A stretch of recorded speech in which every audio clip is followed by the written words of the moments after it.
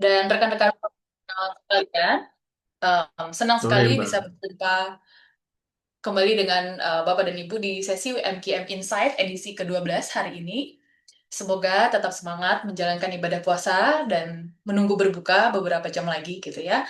Dan sambil menunggu waktu berbuka, kita akan isi diskusi pada sore hari ini dengan diskusi yang sangat bergizi gitu ya. Perkenalkan, saya Esther sebagai moderator untuk memandu jalannya sesi kita hingga 1 jam ke depan. Dan topik kali ini yang kita angkat sangat menarik, Bapak dan Ibu, yaitu tentang why high performing organizations use P3M3 and why yours cannot afford not to. Nah, eh, pada hari ini kita akan bedah bersama bagaimana P3M3 atau Portfolio Program and Project Management Maturity Model ini bukan sekadar sekadar alat ukur, tapi juga refleksi untuk mengetahui kesehatan organisasi kita saat ini.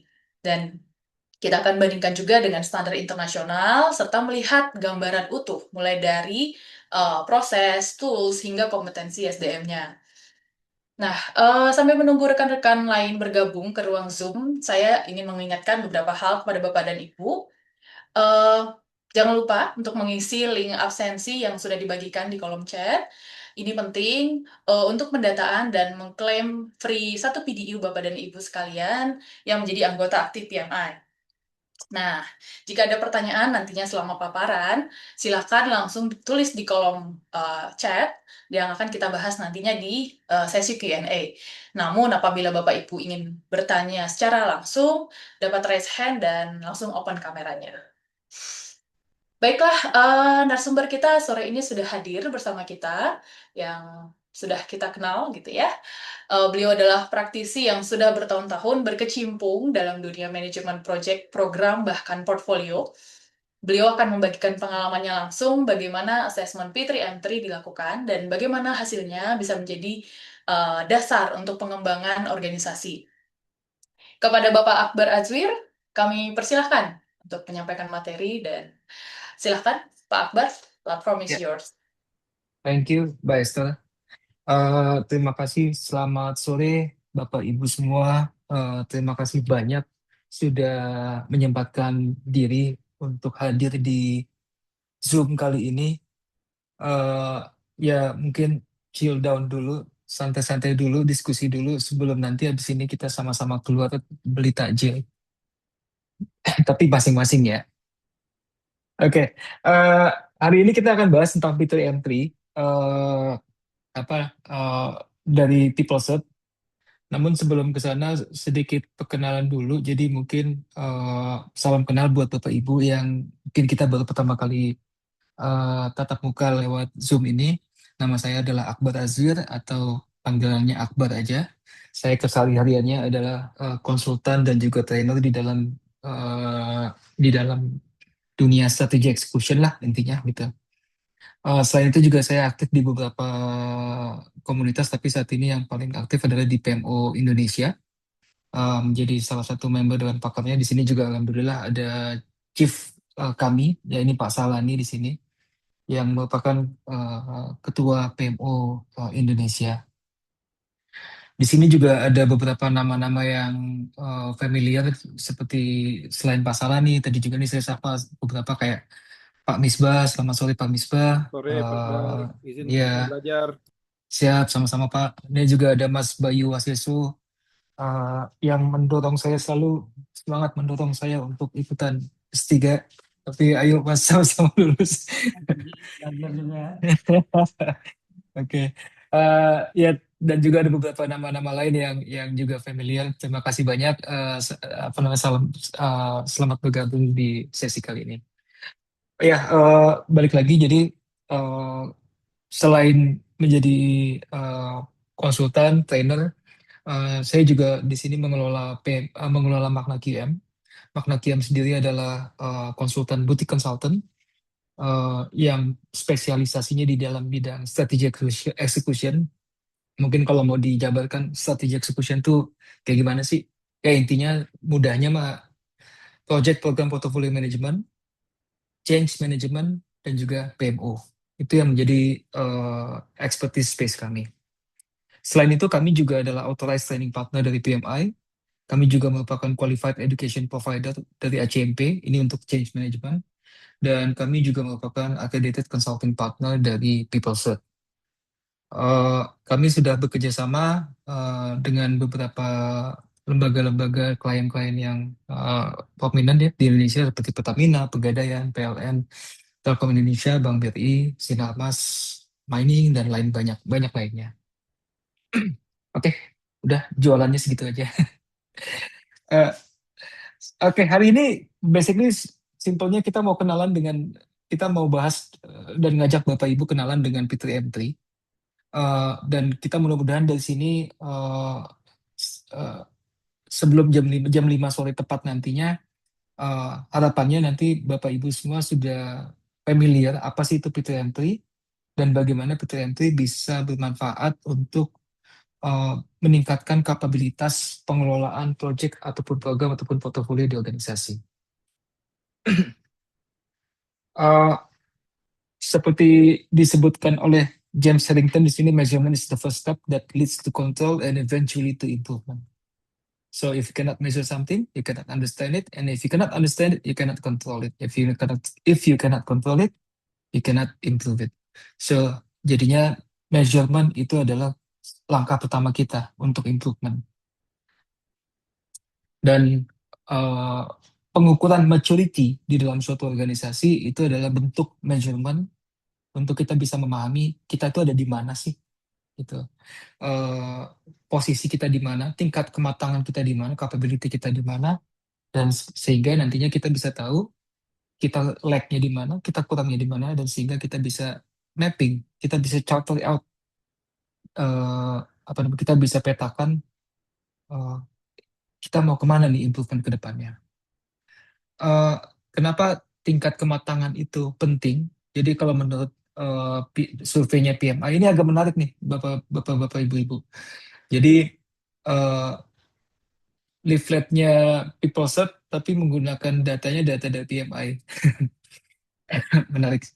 So anyway, berdasarkan PMI Pulse of Profession survei di tahun 2018 terkait dengan ini, jadi bahwa uh, kalau dibandingkan antara organisasi-organisasi yang memiliki low maturity dan high maturity di dalam project management, di dalam tingkat kematangan mereka mengelola project, ya jadi yang warna ungu ini adalah untuk organisasi yang tingkat kematangannya, tingkat kematangan pengelolaan proyeknya cukup tinggi.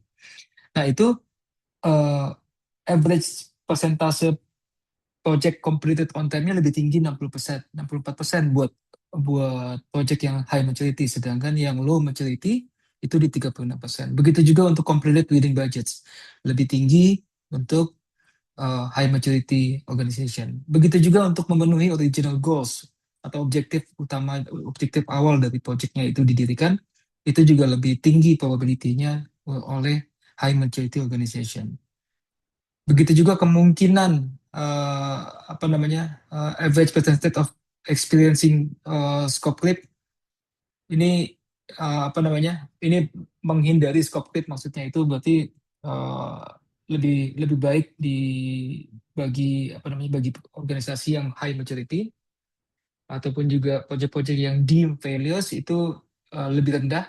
Eh, ini agak kebalik, kalau yang di tiga ke bawah itu udah agak kebalik. Jadi yang lebih ini, sorry maaf, ini kata-katanya agak salah. Seharusnya avoiding scope creep, avoiding deemed failures, dan juga uh, average persistence of budget loss when a project fail itu lebih baik di organisasi yang high maturity. So key message-nya adalah Bapak Ibu, high maturity organization, suatu organisasi, suatu perusahaan lebih uh, lebih tinggi tingkat maturity-nya, berarti lebih baik kemampuan capability mereka dalam mengelola project. Itu berdasarkan PMI Full Supervision adalah uh, performance projectnya pun juga berdampak secara positif juga. So there's a linkage, ada hubungan nih antara high maturity ataupun maturity dengan performance project. Nah, Kenapa sih P2M3 model gitu? Kenapa P2M3 maturity model? Kenapa nggak yang lain? Kenapa ini yang dari people set sih yang dipakai gitu? People set, people Prince2 gitu. So, Prince2 P2M3 ini salah satu maturity model project management, project program portfolio model yang saat ini paling banyak digunakan oleh institusi-institusi yang besar. Eh, Satu adalah kenapanya adalah ada karena dia global recognized, ya. Lalu kemudian fleksibel dan adaptable. Maksudnya apa nih? Basically ini pertanyaan pertama saya juga pada saat saya apa namanya berkenalan dengan Prince2 P2M3 adalah kan organisasi saya menggunakan PMBOK atau jika organisasi saya menggunakan PMBOK berarti saya nggak bisa dong diukur menggunakan P2M3 maturity model. Itu pertanyaan pertama saya. Dan ternyata langsung kejawab bahwa Prince2 P2MT model itu adalah model maturity yang merupakan model yang agnostik.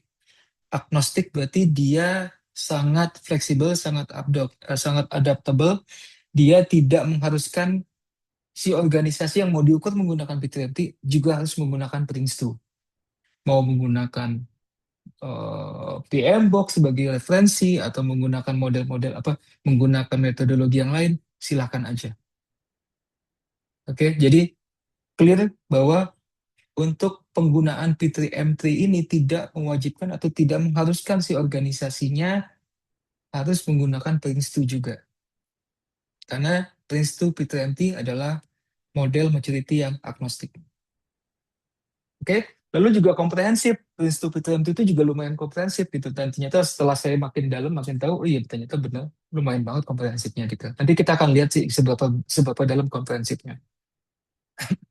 Oke, lanjut. Bagaimana sih P3M3 ini bisa membantu organisasi? Saya ringkas aja langsung aja. Ini slide dari leaflet ya, poin-poinnya. Tapi poinnya adalah P3M3 membantu kita memahami di mana kita berada di dalam konteks capability kita. Dalam konteks capability kita, kita mengelola project di organisasi. Oke.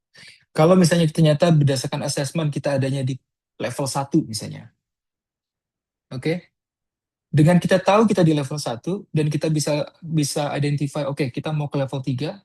Nah, dari situ kan ketahuan gap-nya apa, dan dari gap yang ada itu kita bisa identify identify step action apa yang akan kita ambil. Itu yang nantinya akan menjadi apa namanya kontribusi positif di dalam performance project di organisasi kita. Begitu project di dalam organisasi kita sudah bisa dikelola secara baik dan secara konsisten, itu tentunya juga akan berdampak positif terhadap performance organisasi secara keseluruhan. Oke, kurang lebih itu runutan atau nalarnya. Struktur P3MP sendiri, Bapak Ibu, terdiri dari 3 submodel. Jadi modelnya maturity P3MT itu, maturity model P3MT itu ada submodelnya. Oke, submodelnya pertama adalah ada submodel portofolio, ada submodel program, ada submodel project. Jadi pada saat kita melakukan P3MT assessment, kita bisa melakukan assessment untuk satu model saja. Misalnya, saya mau projectnya dulu aja. Oh, saya mau programnya. Saya mau di level portofolio. Atau saya mau ketiga-tiganya deh, gitu. Bisa, gitu. Jadi, baik lagi ya, poin bahwa P3MT itu sangat fleksibel. Jadi, P3MT atau people set tidak mengharuskan kita mengakses keseluruhannya. Karena bisa jadi misalnya suatu organisasi eh, apa sudah belum ada pengelolaan program ataupun pengelolaan portofolionya, yang ada adalah pengelolaan proyeknya aja, ya udah nggak apa-apa ya diakses proyeknya dulu. Atau bisa jadi juga ini eh, insya Allah bulan depan kita juga akan mulai satu assessment baru lagi. Kebetulan ini klien ini minta kami mau diakses di level portofolio dong. Oke, tuh. Kenapa? Karena gini gini gini. Oke, make sense. Oke, let's go. Gitu. Jadi eh, kembali lagi, saya repeat lagi, saya ulang lagi bahwa untuk submodelnya Bapak Ibu, project ataupun program ataupun portofolio, itu kita bisa mengakses satu persatu aja. Jadi misalnya proyeknya dulu, atau program dulu atau portofolio, atau mau kombinasi, atau mau keseluruhan, itu boleh. Oke? Nah, di bawah, di setiap masing-masing submodel itu juga, di bawahnya itu ada 7 perspektif. Ini kami disebutnya di PTMT itu disebutnya adalah perspektif. Ada 7 perspektif yang di-assess, ya.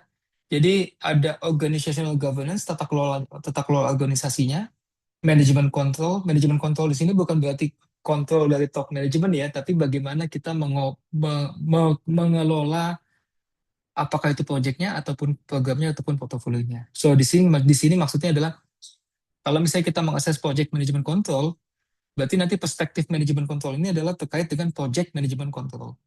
Kalau kita mengakses portofolionya, berarti nanti perspektif manajemen kontrol ini adalah portofolio manajemen kontrol. Oke? Okay? So, itu manajemen kontrol. Lalu kemudian, jadi di sini manajemen kontrol itu apa sih? Misalnya ada isu manajemen terkait dengan change control and so on and so on.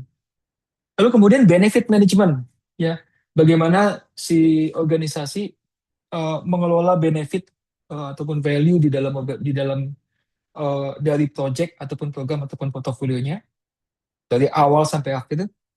Lalu kemudian risk management, stakeholder management, finance management, dan juga resource management. Di sini saya tekankan bahwa setiap submodel yang kita pilih itu tujuh-tujuhnya pasti akan ikut. Jadi masih gini, kalau kita pakai project management maturity model, nanti 7 perspektif ini juga akan kita assess, tapi nanti akan beda tuh antara project dengan program. Jadi eh, apa namanya, setiap submodel project, program, dan portofolio itu akan mengakses sama-sama tujuh-tujuhnya juga. Nah, Prince 2 Peter Entry, maturity levelnya itu ada 5. Ada 5 level. Ini kita masuk sebelah kanan ya. Ada 5 level. Ada level 1, awareness. Level 2, repeatable. Level 3, define. Level 4, manage. Level 5, optimize. Sebenarnya ada satu lagi level 0, tapi itu secara tidak resmi nggak ada sih di toolsnya. Tapi level 0 itu berarti tidak aware sama sekali. Kalau level 1 adalah awareness. Jadi memang sudah aware, organisasinya aware bahwa sudah ada proses, ad hoc proses sudah ada, tapi masih sangat bergantung terhadap hero. Sangat bergantung kepada tokoh. Maksudnya gimana? Jadi proyeknya akan sukses, proyeknya akan berjalan dikelola dengan bagus selama PM-nya adalah si Anu. Gitu. Kalau si Anu yang ngelola proyek itu pasti bagus, tapi begitu yang lain ngelola itu nggak bagus. Itu berarti di organisasinya masih sangat tergantung terhadap individual. Level 2 repeatable. Repeatable ini adalah level di mana sudah ada proses lokal. Jadi misalnya di dalam satu departemen, proyek-proyek yang ada di dalam departemen tersebut dikelola dengan proses yang mereka miliki sendiri. Di departemen lain, mereka punya proses sendiri. Di unit kerja yang lain punya proses sendiri. Yang bisa jadi prosesnya berbeda-beda, yang apa namanya, yang tidak saling sama gitu ya, tapi setidaknya sudah ada lokal proses yang mereka gunakan. Dan lokal proses ini it works, let's say gitu. Namun dikarenakan beda unit itu, beda departemen, beda unit kerja, beda unit usaha itu punya lokal proses masing-masing, ini tentunya akan menyulitkan manajemen untuk punya uh, transparansi dan juga pengelolaan yang lebih baik. Level 3, nah di sini yang sudah diharapkan nih adalah level define. Sudah ada standar proses. Standar proses yang terdokumentasi dan sudah secara ekstensif diadopsi. Nah, standar proses ini sendiri itu pun juga idealnya juga sudah memungkinkan untuk berbeda tipe project, bisa jadi mereka akan fleksibel, punya pilihan prosesnya seperti apa. So, let's say misalnya paling gampang aja, kalau prosesnya, projectnya adalah pembangunan infrastruktur, bisa jadi proses yang akan digunakan, proses pengelolaan project yang digunakan adalah heavily lead into waterfall. Sedangkan kalau misalnya projectnya adalah, let's say, pembangunan aplikasi baru, maka nanti project management prosesnya itu akan lebih heavy leaning into agile approach. Seperti itu. Tapi itu semua terstandarisasi dan terdokumentasikan dengan baik di level korporasi. Level 4 manage. Ini prosesnya sudah di-improve secara quantitatively di measure dan qualitatively dikontrol. So, maksudnya adalah proses yang ada tadi itu juga diukur nih secara kuantitatif seberapa efektif prosesnya. Dan dari situ ada continuous improvement yang akan dilakukan secara terus-menerus untuk memastikan prosesnya tetap relevan dan tetap bisa berkontribusi positif terhadap project performance. Yang kelima, optimize. Ini sudah fokus ke continuous improvement dan juga trending. Jadi dalam artian gini, uh, level 5 itu biasanya sudah melihat ke depan, melihat tren ke depan seperti apa. Apa yang kita bisa lakukan lagi nih, lebih beyond that gitu, yang kita bisa lakukan untuk kita improve lebih lanjut supaya project performance kita lebih baik lagi ke depannya. Nah, punten kalau tadi ini kami nyebutnya di Mapegm, kami nyebutnya untuk perspektif ini kami nyebutnya adalah keluasan assessment. Jadi seberapa luas assessmentnya? Ini perspektif ini, 7 perspektif ini adalah keluasan assessmentnya. Oke? Nah, lalu ada lagi threats. Threat ini adalah kedalamannya, kedalaman assessmentnya. Oke? Nah, di sini ada 12, sebenarnya ada 13, tapi ada 2 thread yang digabungkan di sini. Jadi di sini ada 12 thread yang ditampilkan di sini yang merupakan yang akan mengukur nantinya masing-masing aspek dari masing-masing submodelnya itu sendiri. Oke? So, jadi gini, saya gambarkannya. Misalnya ada level, kita nge-assess satu level project. Oke, di level model submodel project itu ada 7 perspektif. Oke, masing-masing perspektif itu punya thread 12 thread ini. Jadi dikali aja tuh, 7 kali 12 atau 7 kali 13 bahkan sebenarnya. Oke, jadi satu submodel itu punya 7 kali 13 aspek yang mesti diakses. Oke, dan dari masing-masing aspek ini, thread ini juga punya level 1, level 2, level 3, level 4, level 5-nya. Nah, ini yang saya tadi bilang bahwa ini komprehensif banget gitu yang assessment. Oke. Nah, jadi apa aja sih yang di-assess di level thread-nya? Ada asset management, lalu ada assurance arrangement, ada behavior, ada commercial management arrangement. Jadi maksudnya gini, kalau misalnya perusahaan Anda adalah pemilik project atau bohir, nanti Anda akan di-assess dari sisi kacamata pemilik projectnya.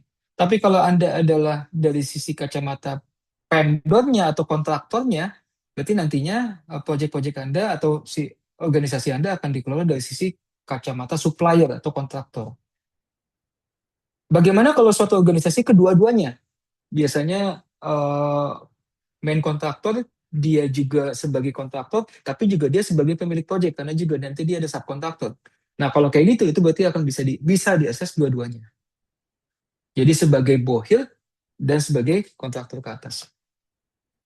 Lalu kemudian information and knowledge management, bagaimana sih informasi dan lesson learn atau pengetahuan itu dikelola di dalam organisasi.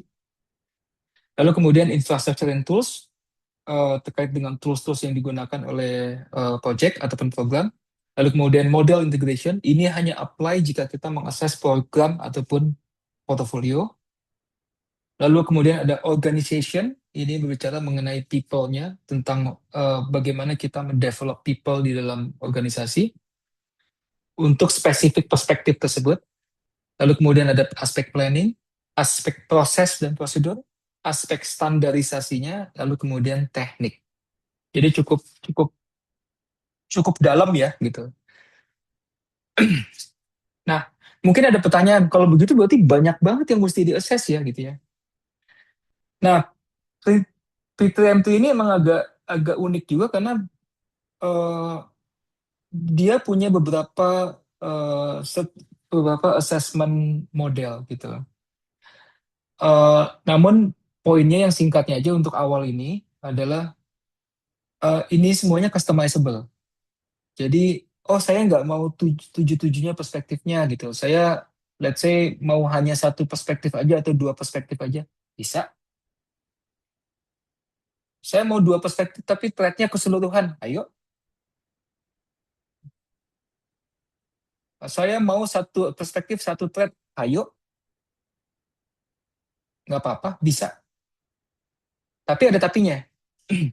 Tapi, jika kita mau di-assess menggunakan fitur entry dan ingin mendapatkan sertifikasi langsung dari PeopleCert-nya, ya, jadi misalnya perusahaan Anda ingin ingin di-assess menggunakan fitur entry. Lalu kemudian Anda engage dengan salah satu partner, let's say Magna KM, misalnya gitu ya. Nah, lalu kemudian tapi juga Anda ngomong, saya tapi mau di assessnya kita dapat sertifikasi dari PeopleCert langsung ya gitu. Oke, bisa. Nah, kalau seperti itu berarti ada kewajiban nanti, ada mandatory. Mandatorinya adalah submodelnya oke. Anda mau di assess di level project, mau di level program, mau di level portfolio, oke. Namun yang mandatorinya adalah tujuh-tujuh perspektifnya itu mandatory, ya. Lalu ada empat thread yang mandatory di sini. Ya, ini adalah kalau kita, ya saya ulang lagi ya, mandatory di sini maksudnya adalah buat organisasi yang mau di-assess menggunakan fitur entry dan mendapatkan sertifikasi dari PeopleCert langsung. Oke, tujuh-tujuh perspektifnya itu mandatory, lalu kemudian empat thread mandatory. Empat threadnya itu adalah information and knowledge management, proses, standards, dan organization. Saya ulang, information and knowledge management, proses, standards, dan organization. Itu yang mandatory di-assess kalau kita mau mendapatkan sertifikasi langsung dari PeopleCert. Oke? Saya yakin banyak pertanyaan. Emang agak bikin bingung dulu sih, tapi fleksibilitasnya ini emang menarik sih. Oke, lanjut dulu. Nah, nanti jadinya hasilnya seperti apa sih? Hasilnya nanti seperti ini. Jadi ini salah satu visualisasinya, ada visualisasinya, salah satu visualisasi yang menggambarkan bahwa ini kan tujuh perspektif nih Bapak Ibu, ada resource, risk, organization, management, stakeholder, finance, sampai benefit management. Nanti masing-masing perspektif akan punya level level apa namanya? Level maturity-nya masing-masing. So kayak di sini contohnya risk management ini agak di bawah 3, lalu kemudian eh, si organizational governance itu agak sedikit di atas 3 gitu. Nah, itu yang akan merupakan salah satu hasil dari assessment itu nanti. Oke, jadi kita tahu nanti di mana sih kita lemahnya, mana kita strongnya. Oh, kita strong, misalnya kayak di sini kita strongnya di organizational governance, tapi kita juga agak lemah di management control dan juga di risk management. Oke, seperti tadi saya bilang di awal, dengan kita mengetahui di mana strength-nya kita dan di mana weakness-nya kita, dan kita ada di level mana, kok kayak gini kan berarti kan mereka mendekat ketiga nih. Udah bagus banget kalau kayak gini. Kita jadi bisa metain, oh kita ada di sini. Kita mau kemana? Oh kita mau coba keempat yuk gitu. Mau coba keempat, oke. Ya udah kita petakan keempat itu jalannya apa aja sih. By the way Bapak Ibu, eh, kami juga apa namanya, on average rata-rata ya, untuk naik level di P3 entry, rata-rata waktu yang dibutuhkan itu 18 bulan untuk naik satu level. Karena naik satu level itu bukan hanya karena project management, program management, portfolio management tidak berdiri atau tidak hidup di dalam bubble tersendiri dalam organisasi. Tidak hidup sendiri. Dia kan banyak berinteraksi dengan aspek-aspek organisasi yang lain, elemen-elemen lain di dalam organisasi. Jadi kalau mereka mau meningkatkan maturity-nya mereka, itu besar kemungkinan akan berurusan dengan banyak elemen yang lain di organisasi, yang juga expect elemen lain di organisasi pun juga memperbaiki prosesnya mereka. Itu yang bikin jadinya nggak semudah itu untuk naik level di dalam konteks maturity.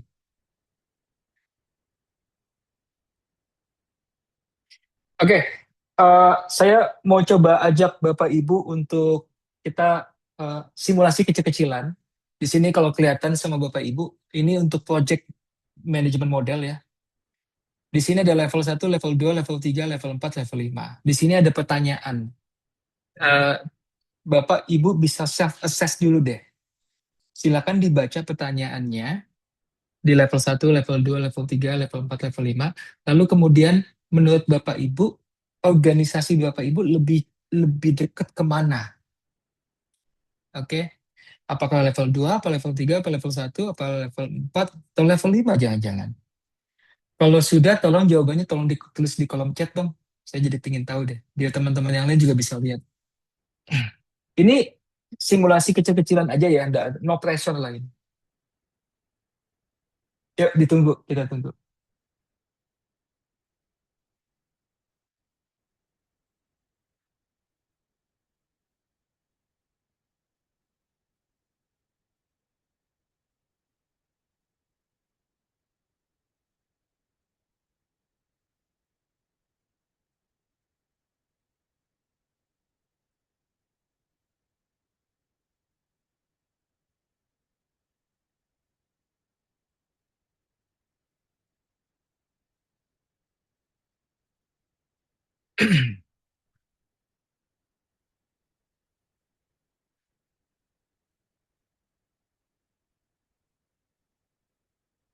Ya, sudah mulai masuk beberapa.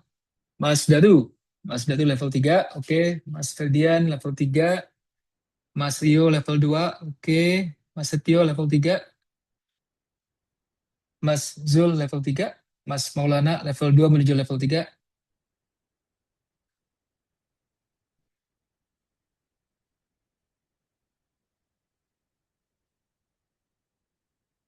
Mas Tris level 3,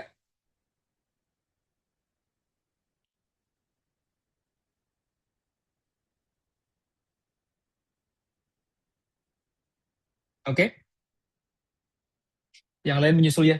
Oke, terima kasih. Terima kasih yang sudah eh, apa namanya nulis di kolom chat. Jadi ini mudah-mudahan memberikan gambaran gambaran kecil banget gitu bahwa ini loh gitu bagaimana kita membedakan antara level 1, level 2, level 3, level 4 sampai level 5. Ini masih di level projectnya, belum di level perspektif, belum di level red. Oke, kita lanjut izin.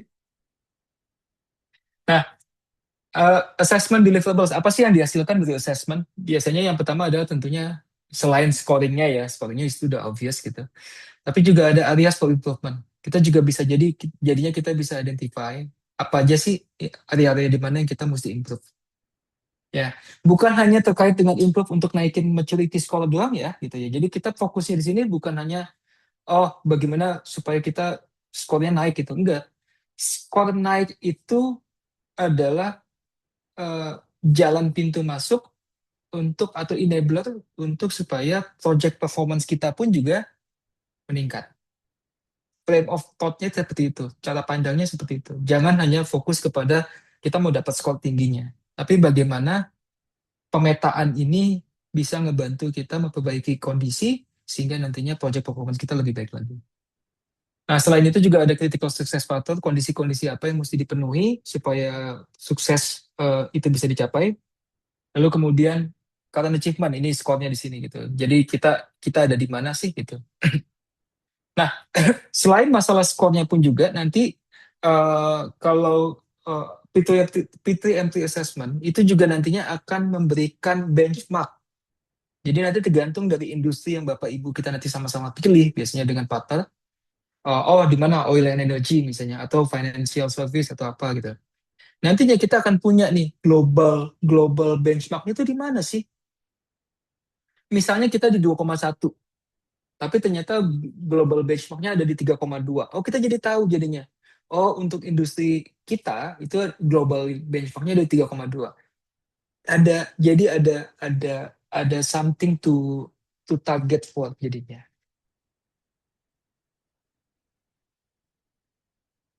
Oke. Nah, organisasi apa aja sih yang udah pakai P2MT? Banyak banget. Banyak banget. Jadi dari pengalaman eh, kebetulan alhamdulillah semenjak tahun 2021 2020 ya, aku jadi lupa. dipercaya menjadi juri di PMO Global Award. Nah, di dalam kompetisi PMO Global Award itu kan sebagai juri saya menonton, saya menyimak dan menilai video-video dari PMO-PMO yang ada di dunia ini ya, mau dari Eropa, mau dari Middle East, Afrika, and so on and so on. Nah, itu cukup banyak PMO-PMO tersebut yang mereka di dalam presentasinya juga eh, menyampaikan mereka tuh ada di PT, mereka maturity mereka ada di level apa sih gitu. Eh, di situ juga saya baru tahu, oh cukup banyak menggunakan P3M tuh ya, begitu. Oh, apalagi Middle East ya, Middle East banyak banget. Nah, di sini setidaknya ada 3 testimonial dari baik dari Kementerian eh, Minister of Ministry of Internal and Kingdom Relations the Netherlands, Mendagri, Mendagrinya Belanda, lalu kemudian Kementerian Energinya Saudi Arabia, lalu kemudian juga ini ada Sydney Metro di Australia. Oke, ini setidaknya ada 3 testimoni. Jadi ini memberikan gambaran Eropa, Middle East, sampai ke Australia juga sama nih menggunakan gitu. So, jadi basically P20 ini penutup kayaknya bahwa P20 itu kita gunakan sebagai benchmarking dan juga standardize untuk bisa mencapai outcome yang lebih predictable. Karena itu kan harapannya gitu. Jadi yang kita juga kan karena project ataupun program di dalam suatu organisasi is a form of investment, adalah bentuk investasi. Dan sama juga nih di level kita sebagai individu. Pada saat kita mau menginvestasikan sesuatu, akan lebih nyaman, akan lebih senang tentunya kalau kita menginvestasikan di suatu instrumen yang lebih predictable, misalnya gitu. Jadi begitu juga eh, di level konteks project dan program di organisasi. Kalau kita bisa punya kapabilitas pengelolaan yang lebih baik, diharapkan nantinya predictable outcome itu menjadi suatu keniscayaan. Itu mungkin ininya. So, uh, udah jam 16.40 saya tutup. Mungkin basically sedikit jualan lagi. Bagaimana sih makna makna QM dapat kita bekerja sama makna QM kita ada beberapa layanan yang terkait dengan maturity assessment kami menggunakan 2 model untuk melakukan assessment P3M3 untuk mengukur organizational project program portfolio management. Jadi yang kami ukur adalah capability organisasi dalam mengelola project program dan portofolionya. Lalu ada juga PMO Valuing di mana yang kami assess adalah PMO-nya, unit kerja PMO-nya yang kami assess tingkat kematangannya. Lalu ada juga advisory consulting untuk advisory and setup, di mana kami datang untuk membantu mungkin setting up PMO, ataupun juga setting up tata kelola, membantu advisory tata kelolanya, apa, dan beberapa aspek yang detail yang terkait dengan uh, pengelolaan project dan program, dan termasuk juga change management juga. Lalu juga ada managed service, kami melakukan layanan PMO as a service dan juga PM as a service. Saat ini masih jalan beberapa PMO as a service yang kami deliver untuk beberapa klien. Selain itu juga ada capability building atau training. Jadi ini ada training public, bisa diakses nanti di website kami ataupun juga email ke inquiry@magnakiam untuk tahu lebih lanjut tentang public training schedule kami, ataupun juga kami apa namanya dapat mendeliver in-house training sesuai dengan kebutuhan Bapak Ibu. Oke, itu dulu aja. Terima kasih banyak Bapak Ibu untuk waktunya. Silakan kalau ada pertanyaan di kita bahas. Ya, terima kasih banyak Pak Akbar atas pemaparan yang sangat insightful ya. Jadi pengetahuan baru juga bagi saya. Nah, silakan bagi Bapak dan Ibu yang ingin bertanya langsung di kolom chat dan ya kita sudah lihat ada beberapa pertanyaan yang masuk. Saya akan bacakan. Yang pertama dari Bapak Zulfirman. Sebenarnya ada 4 pertanyaan ya. Oke, saya Waduh. bacakan yang pertama. Apakah P3M3 merupakan sebuah tools atau aplikasi yang mana individu, para leaders yang terkait, hanya mengisi form assessment secara independen tanpa melibatkan eksternal asesor? Jika ternyata harus ada eksternal asesor atau partner, misalnya Magna, apakah ada kesempatan untuk memberikan self-assessment dahulu dari form P3M3 ini? Sehingga bisa terlihat gap dari dua perspektif. Itu yang pertama. Yang kedua, kenapa tiga kelompok besar P3 tadi, cakupan measurement-nya hanya sebatas tujuh perspektif saja. Saya tidak melihat procurement, quality, dan beberapa knowledge area lainnya. Kalau kita merujuk pada cara pandang PMI atau knowledge area yang tidak dimention itu sudah masuk atau sudah di-blend ke dalam salah satu atau salah dua dari tiga di 7 sub atau 12 thread tadi. Mungkin itu dulu, Pak Akbar. Silakan. Ya, Mas Zul, terima kasih banyak. Untuk yang pertama, bisa nggak sih sebelum engage dengan partner? Oh, pertama ada self assessmentnya nggak gitu? Dulu ada, saya terus terang dulu ada pas masih zamannya di Axelos itu self assessmentnya masih accessible tuh. Namun sekarang semenjak di PeopleCert, apalagi di setahun terakhir ini, self assessmentnya itu sudah tidak bisa diakses lagi lewat web. Kayaknya pun juga sudah discontinue self assessment yang dari sananya langsung. Namun kalau tadi pertanyaan Mas Jul adalah apakah ada kesempatan jika ternyata harus ada external assessor atau partner sebesar Magna, apakah ada kesempatan untuk kami memberikan self assessment dahulu dari form P3M2 ini? Eh, jadi kami sendiri di Magna juga sudah develop tools self assessment kecil-kecilan yang terkait dengan P3M2 ini, di mana memang justru good practice-nya Pak Zul, memang sebelum kami sebagai partner melakukan self assessment, sebelum kami sebagai partner datang melakukan assessment, memang ada baiknya klien melakukan self assessment dulu. Walaupun tingkat assessmentnya tidak deep, tapi setidaknya sudah ada gambaran. Sehingga nantinya jadinya klien tidak kaget. Loh kok saya jadi satu gitu kan ya. Nanti jadi dia nggak kayak gitu gitu. Atau oh saya udah tiga kok gitu. Jadi intinya sudah ada gambaran untuk klien. Jadi uh, kita sudah develop tool sendiri sih untuk itu. Oke, yang kedua, eh, kenapa cuma 7 pertanyaan yang sama, Pak Zul? Terima kasih. Saya juga gitu pertanyaan pertama kali pas belajar P2MT, kok cuma segini doang ya perspektifnya gitu. Tapi pas sudah baca dalamnya segala macam, enggak udah masuk semua Pak. Udah masuk semua. Bahkan lebih dari KA yang di PMI. Mudah-mudahan menjawab Pak Zul. Ya, semoga terjawab Pak Zul pertanyaannya. Oke, kita lanjut pertanyaan kedua. Ada banyak pertanyaan nih, semoga waktunya cukup. Dari Bapak Darumas Agung. Tadi disinggung tentang pentingnya standar kematangan dalam organisasi. Menariknya, banyak organisasi terjebak dalam rutinitas tanpa sadar bahwa mereka kehilangan efisiensi. Jadi, saya ingin bertanya, jika organisasi perusahaan saat ini sedang dalam fase krisis atau restrukturisasi, apakah P3M3 harus menjadi prioritas sekarang atau menunggu situasi stabil? Hmm, ini berarti organisasinya bukan proyeknya yang krisis kan ya? Ya, Eh, saya pernah eh, di salah satu kuliah di mana ya dulu ya. Tapi saya ingat dulu ada salah satu diskusi mengenai pada saat seperti apa suatu organisasi efektif menjalankan transformasi.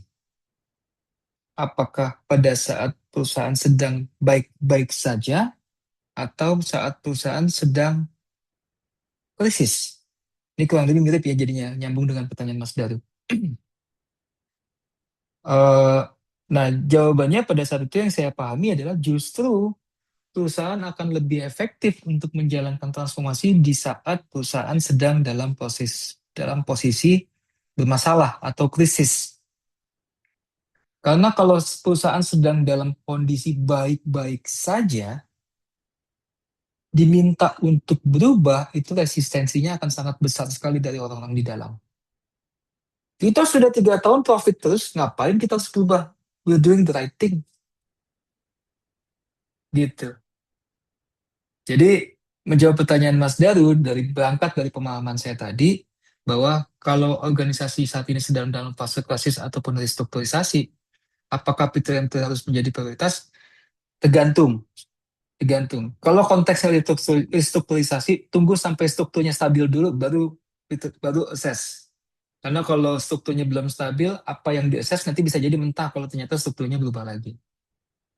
Kalau konteksnya restrukturisasi, tapi kalau konteksnya krisis doang, karena pendapatan berkurang atau apa atau ya itu menurut saya eh, bukan menjadi penghalang, justru malah menjadi pendorong untuk kita bisa mengukur di mana sih kita sekarang saat ini dalam konteks capability kita. Kayak gitu. Mudah-mudahan menjawab, Mas Daru. Makasih, alhamdulillah cukup. Ya, siap. Thank you, Mas Daru. Terima kasih Pak Daru atas pertanyaannya. Selanjutnya dari Pak Zul kembali ya. Seberapa lama hasil maturity level ini harus diupdate atau diperbaharui? Apakah harus ada surveillance check setiap tahun seperti ISO? Artinya, jika tidak ada surveillance check, maka levelnya turun. Nah, yang kedua, tadi disebutkan bisa custom untuk pilihan P3M3-nya. Namun, untuk dapat sertifikasi dari PeopleCert, maka 7 perspektif wajib dengan masing-masing minimal memenuhi 4 thread yang tadi. Apakah ini akan ada SOA yang dapat membedakan ini certified dengan hanya 4 thread dan ini 5 thread dan seterusnya, atau tidak terlihat semua sertifikatnya sama saja gitu. Oke. Yang nomor 3, Mas Zul, itu sertifikatnya, kalau ini kita ngomongin certified assessment ya, yang dikeluarkan oleh PeopleSoft langsung. Sertifikatnya akan berlaku untuk 3 tahun, durasinya 3 tahun, dan betul tiap tahun harus ada surveillance checks, di mana kalau memang tidak surveillance checks, itu nanti sertifikatnya bisa tidak berlaku, gitu. Jadi sama, kurang lebih sama dengan ISO. Oke, mudah-mudahan itu menjawab yang pertanyaan ketiga. Yang untuk pertanyaan keempat, apakah kalau misalnya kita menggunakan lagi-lagi kita adalah certified assessment dan nanti dikeluarkan apa namanya sertifikasinya oleh PeopleSoft, eh, ada bedanya nggak antara 4 thread dengan 5 thread atau bahkan 10 thread sekalian gitu kan? Di sertifikatnya kelihatan nggak gitu? Eh, nggak kelihatan Mas Zul. Jadi sama aja kelihatannya. Mau 4 thread, mau 10 thread. Ya Mas, Mudah-mudahan menjawab berarti ya. nggak ditulis di sertifikat. Kalau di ISO kan ada statement aplikasi yang di hit Mm-mm. apa gitu, nggak di mention ya Mas ya? Sepengetahuan saya nggak. Oke, siap-siap. Makasih Mas Akbar. Saya panggil Firman aja Sama-sama. Mas, jangan Zul. Firman aja Oh, panggil. oke, Makasih siap. Mas Akbar. Terima kasih Mas Firman.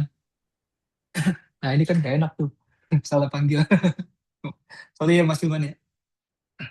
Ya, Oke lanjut. Mas, lanjut Mas. Ya, terima kasih Pak Firman untuk pertanyaannya.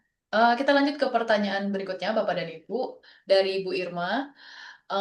Mungkin mirip ya dengan pertanyaan sebelumnya. Apa perbedaan yang sangat signifikan dari asesmen lengkap dengan asesmen sebagian? Apakah hal itu dilatar belakangi oleh kondisi dan struktur atau proses bisnis industri atau perusahaan? Yang kedua, penilaian asesmen itu dilakukan siapa sih gitu? Bagaimana cara menstandarkan penilai atau asesor atau auditor? Dan bagaimana metode asesmennya apa apa aja atau bagaimana gitu? Silakan Ya, Pak. terima kasih banyak Mbak Irma. Mudah-mudahan nggak salah nyebut namanya Mbak Irma ya. Eh, apa perbedaan yang sangat signifikan dari asesmen lengkap? Lengkap ini berarti asumsi saya adalah eh, ini let's say kita paket komplit banget lah, paket komplit yang project portfolio program gitu dengan 7 perspektif dengan keseluruhan tracknya. Apa sih bedanya dengan asesmen yang sebagian gitu? So let's say misalnya tadi asesmen sertifikasi yang cuma 7 perspektif tapi 4 thread dan 4 thread aja gitu. Perbedaan paling mencoloknya adalah dari sisi yang jelas banget ya, dari sisi effortnya itu jelas beda banget. Dan dari sisi evidence-nya sendiri pun juga nantinya akan lumayan banyak kebutuhan evidence-nya karena ini kan evidence based. Jadi apa itu dari sisi effortnya akan lumayan banget. Nah, jadinya kalau kayak gitu untuk pemulihan scopingnya scope assessment-nya itu seperti apa gitu. Nah, ini betul banget Mbak Irma. Apakah itu di belakangi oleh kondisi, struktur, proses bisnis, dan industri. Bahkan, betul, itu semua bisa masuk ke dalam konsiderasi pada saat kita scoping gitu. Dan karena itu juga yang kita lakukan gitu. Kita taking into consideration hal-hal tersebut dan juga menimbang, let's say misalnya, oh ini pertama kali dilakukan assessment.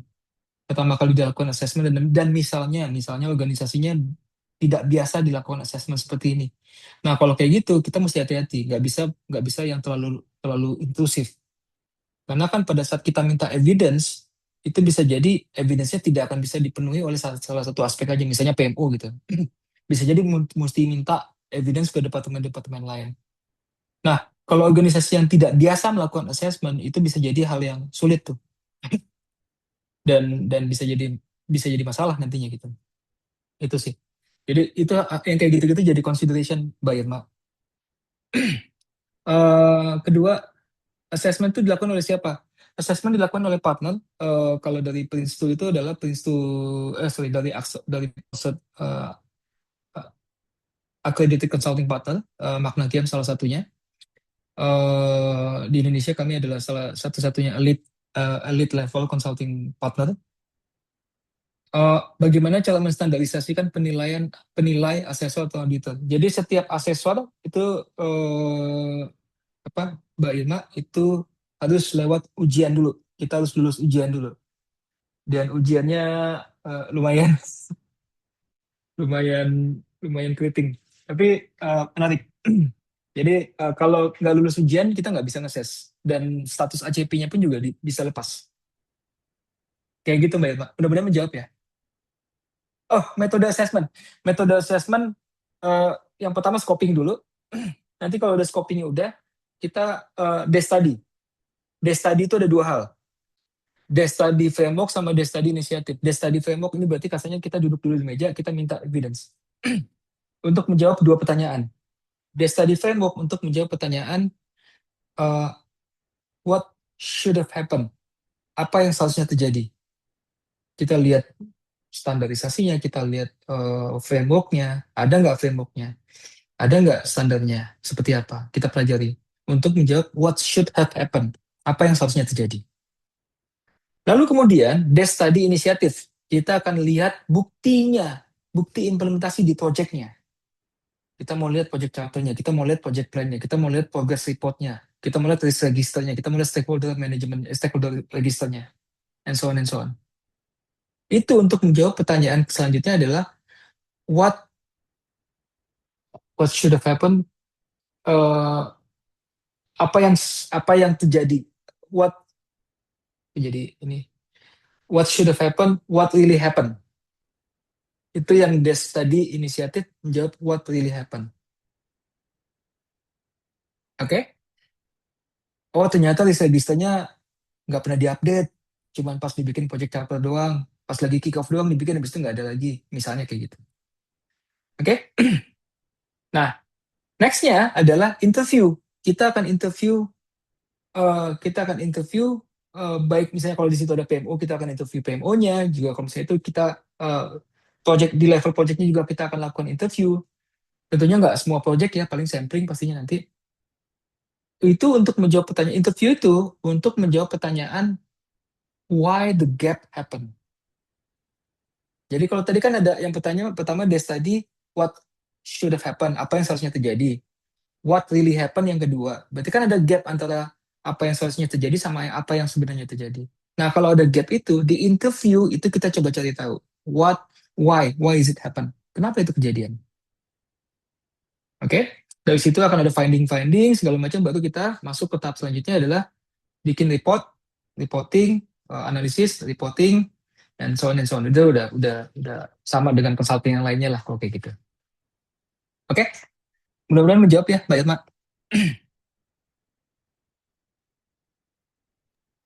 Baik, Lanjut. semoga menjawab Ibu Irma. Terima kasih untuk pertanyaannya. Pertanyaan terakhir di kolom chat dari Bapak Tris yang sedang mobile. Apakah assessment bagi perusahaan yang punya unit PMO, apakah assessment P3M3 ini merefleksikan kualitas dari efektivitas governance PMO-nya? Dan apakah improvementnya harus dilakukan atau didrive oleh PMO? Ya, terima kasih Pak Kris. Jadi untuk pertanyaan pertama, apakah asesmen P2M2 ini merefleksikan kualitas dari efektivitas governance project-nya, bukan governance PMO? Gitu Pak Kris. Jadi karena yang akan diases oleh P2M2 ini bukan ke objek PMO-nya, tapi ke project-nya, tata kelola project-nya, tata kelola programnya. Gitu Pak Kris. Nah, kalau ternyata tata kelola project programnya itu di dikelola oleh PMO, dibuat, didevelop oleh PMO, dan di-manage, dikelola oleh PMO, ya itu nanti akan berefleksi terkait dengan seberapa baik PMO memanage tata kelola project program portofolionya. Gitu. Jadi objeknya benar-benar ke project program portofolionya Pak Tris, bukan ke PMO-nya. Yang kedua, apakah improvement-nya harus dilakukan atau di-drive oleh PMO? Ini akan sangat tergantung dari struktur di masing-masing organisasi. Ada project yang memang ownership-nya benar-benar di level sponsor level itu strong banget. Ada, dan oleh karena itu juga bisa jadi improvement di situ akan bisa di drive-nya oleh di level sponsornya atau di level ininya project owner-nya, atau bisa juga di drive untuk improvement ya. Berarti kan setelah kita lakukan assessment, ada rekomendasi, ada improvement, uh, bisa juga di drive oleh PMO. Apalagi karena PMO kan misalnya jika apalagi kalau tata kelola project program portofolionya itu dilakukan oleh PMO dan enforcement-nya pun juga dilakukan oleh PMO, yaitu secara logika yang akan bisa ngedrive improvement dari assessment itu adalah nantinya PMO juga. Mudah-mudahan cukup clear ngejawab Pak Tis. Terima kasih. Wah, pas jam 5, BS. Iya nih. Mantap. Ada satu pertanyaan lagi dari Pak Firman, Pak Akbar. Ya udah deh. Oke. Berkenan Iya, menjawab ya? ini terakhir ya. Karena tuh depan tuh Baik, udah pada udah mendung. ya siap. Takutnya ntar nggak bisa beli takjilan. Oke, pertanyaan dari Pak Firman lagi nih. Makna kan sudah PMI ATP. Apakah provide konsultasi untuk OPM3-nya PM-nya juga? Lalu tadi sebelum terinfo sertifikasinya ada yang dari Makna dan dari PeopleCert, benarkah? Ya. Oke, thank you Mas Firman. Jadi sayangnya OPM3 dari PMI itu udah discontinue. Sayangnya begitu. Discontinue di tahun berapa? Mungkin Pak Salani nanti bisa share. Tahun berapa Pak Salani? Punten Pak. 2017 apa ya? Pokoknya sebelum COVID deh, udah discontinue sayangnya. Jadi eh jadi ya memang udah discontinue, udah nggak dipakai lagi. Yang kedua, ya, jadi sertifikasinya ada yang certified langsung. Jadi untuk PTMT assessment itu, Pak Firman dan yang lain, teman-teman yang lain, ada yang memang certified nantinya in the end ada sertifikasi dikeluarkan oleh PeopleCert, ada yang memang dari Magna Kiamnya aja. Nah, yang membedakan apa? Yang membedakan nanti angkanya. Karena yang dikeluarin dari PeopleCert itu juga angka dari sananya pun juga spektakuler. Jadi belum tentu semua organisasi butuh itu, dan sehingga bisa jadi lebih make sense untuk sertifikatnya dikeluarkan oleh partner levelnya aja, bukan yang di principal level. Lagi-lagi principal level uh, mungkin secara otoritatif lebih lebih strong ya, karena sertifikasinya dari principal langsung, tapi juga investment pun juga lumayan. Kurang lebih kayak gitu, mudah-mudahan menjawab Mas Firman. Makasih ya Mas Akbar. Makasih. Oke, siap. Makasih Pak Firman. Baik, eh, mungkin sudah cukup untuk pertanyaan di webinar kali ini. Terima kasih Pak Akbar untuk sharing yang sangat bermanfaat. Sama-sama, terima kasih. Atensi yang sangat baik dari Bapak dan Ibu sekalian untuk diskusi hari ini sangat fruitful. Dari sesi hari ini kita mendapat insight bahwa Prince2 P3M3 itu sebuah maturity model yang dapat mengevaluasi ya baik keseimbangan antara proses, people, tools, dan informasi dari 5 maturity level dalam keluasan assessment tadi 7 perspektif untuk meningkatkan kinerja organisasi dalam manajemen portfolio, program, dan juga project. Baiklah, dengan demikian berakhir sudah sesi webinar kali ini dengan makna QM. Semoga dapat bermanfaat bagi organisasi Bapak dan Ibu. Terima kasih atas partisipasinya. Selamat menjelang berbuka puasa. Mohon maaf apabila ada tutur kata yang kurang berkenan. Sampai jumpa di MQM Insights edisi berikutnya. Selamat sore. Assalamualaikum warahmatullahi wabarakatuh. Waalaikumsalam. Waalaikumsalam. Terima kasih banyak, Terima kasih Bapak Mbak Ibu. Grace, Waalaikumsalam Mas Akbar, Sami. Bu. Terima kasih. Ya, Makasih, terima kasih makasih. semua. Terima kasih Bapak dan Ibu. Selamat sore. Sore, Sore. teman-teman Panguna. Assalamualaikum.